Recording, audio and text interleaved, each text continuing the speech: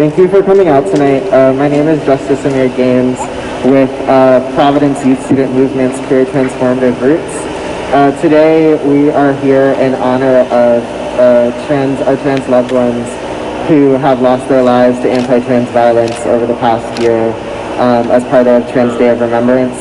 Trans Day of Remembrance is historically November 20th. We chose to do Vigil out in the park because we felt that it's important that we can also be in community together. And doing something solely digitally didn't feel great. At the same time, now we have a lot of tech problems, so wonderful. Just the way it works out. But we do honestly thank you for joining us, and thank you for everyone joining us over the live stream as well.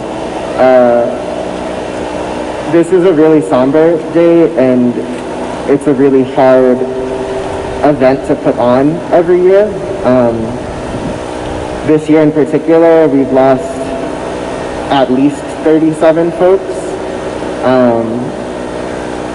Trans women, trans men, non-binary folks throughout the states and Puerto Rico. And so it was a particularly deadly year.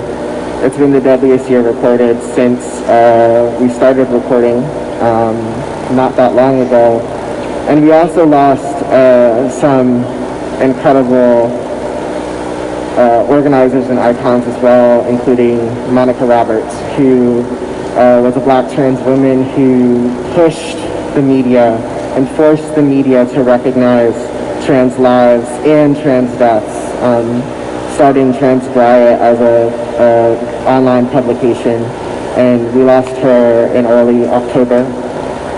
And then locally, we lost a friend and a loved one who had been organizing in Providence for several years, Tatiana Jones. And we meant to have some folks from Project Rubber Renew speak, but they're having trouble logging on. And so hopefully if they're able to log on later, you can hear from them. But Tatiana Jones, she organized with Project Rubber Renew and started a trans support group there, as well as doing a lot of outreach work.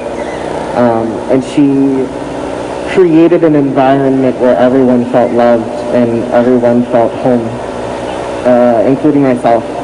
And for me personally, she was the oldest Black trans woman I knew. She was the oldest person I could look up to.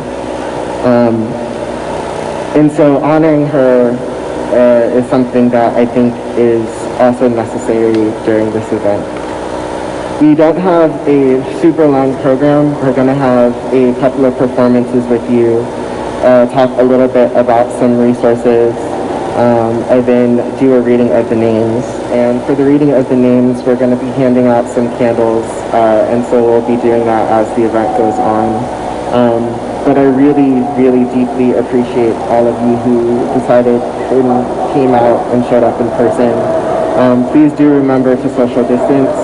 Please do remember to keep your mask on as best as possible, and if you need to take it off, try to do so away from other people. We do have masks and hand sanitizers and some water up here if you need that as well. And this year, just in general, with the pandemic and with the uprisings and with the elections, I think it's an incredibly important time for us to understand that there are many ways we can be in community.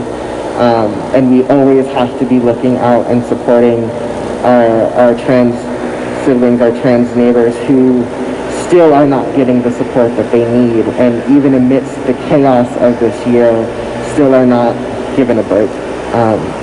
So thank you all for joining us.